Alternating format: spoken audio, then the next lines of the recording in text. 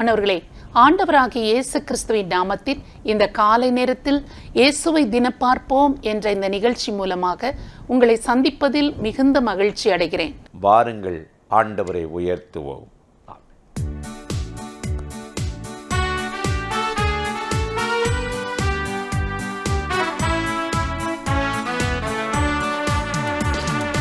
நன்றியால் துதிப்பாடு, நம் இயேசுவை நாவாலே என்று பாடு. நன்றியால் துதிப்பாடு, நம் இயேசுவை நாமத்தால் என்றும் பாடு. நல்லவர், போதுமானவர், வார்த்தையில் உண்மையுள்ளவர். நல்லவர், வல்லவர், போதுமானவர், வார்த்தையில் உண்மையுள்ளவர். நன்றியால் துதிப்பாடு, நம் இயேசுவை நாவாலே என்றும் பாடு.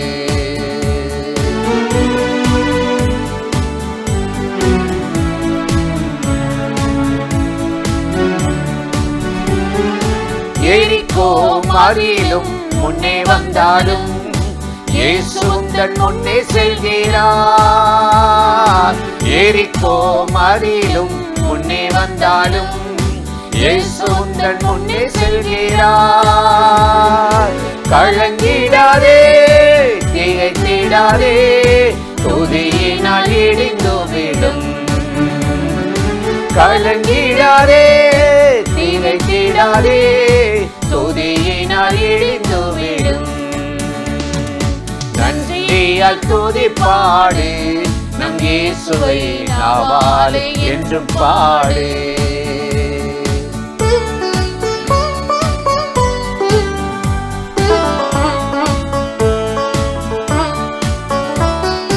செங்கடல் நம்மை சூழ்ந்து கொண்டாலும் சிலுவையின் நிழலுண்டு. செங்கடல் நம்மை சூழ்ந்து கொண்டாலும் சிலுவையின் நிழலுண்டு. பாடிடுவோம், துதித்திடுவோம், பாதைகள் கிடைத்துவிடும்.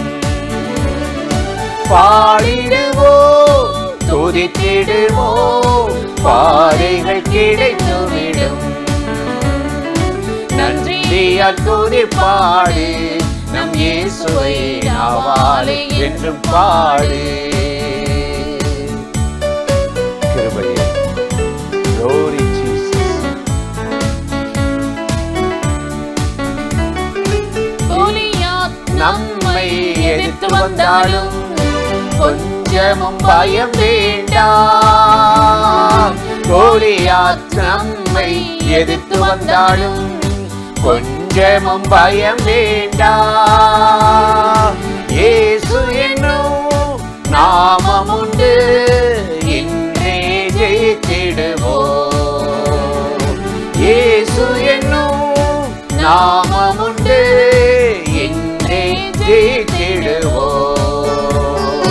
நன்றியால் துதிப்பாடு, நம் இயேசுவை நாவாலே என்றும் பாடு. நன்றியால் துதிப்பாடு, நம் இயேசுவை உள்ளத்தால் என்றும் பாடு.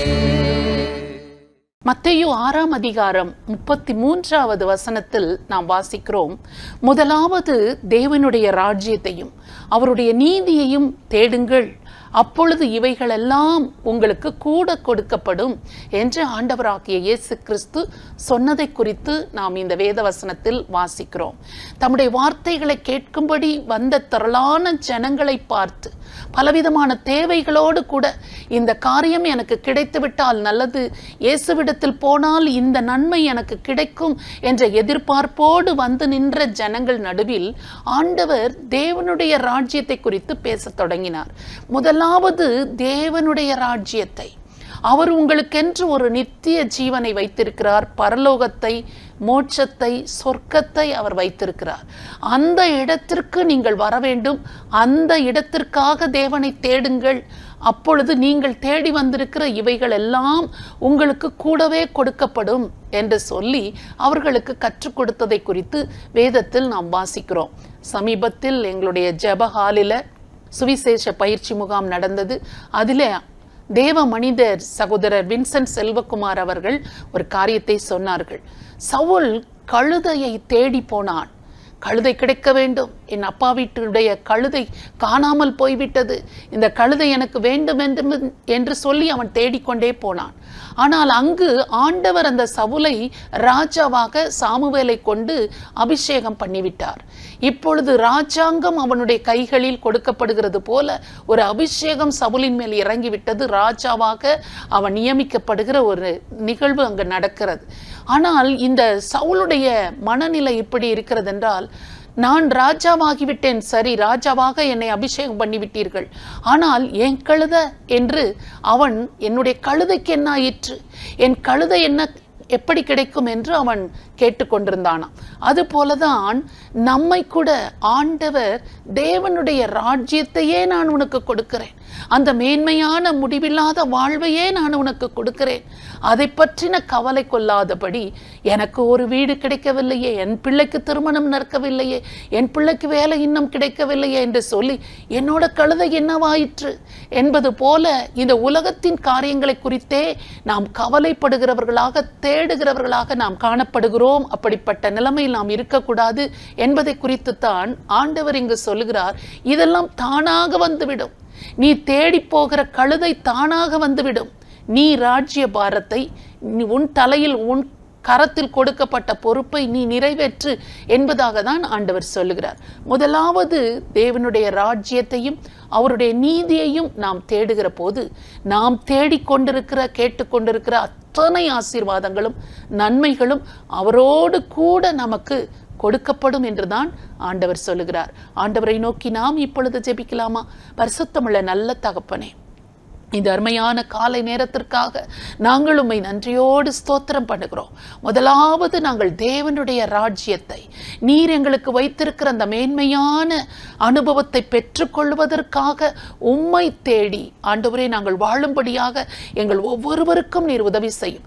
எங்கள் வாழ்க்கையில் பல்வேறு விதமான தேவைகள் இருந்தாலும் இவைகளுக்காக உம்மை நாங்கள் தேடாதபடி தேவனுடைய ராஜ்யத்திற்கு வர வேண்டுமே என்ற ஒரு எண்ணத்தோடு நோக்கத்தோடு நாங்கள் உம்மை தேடுகிற போது நாங்கள் கேட்கிற கேளாதிருக்கிற அத்தனையும் எங்கள் வாழ்க்கையில் கூட கொடுக்கப்படும் என்று நீர் சொல்லியிருக்கிற வார்த்தையின்படியே அத்தனை ஆசீர்வாதங்களும் அதோடு கூட எங்களுக்கு தர வல்லவராக இருக்கிறீர்.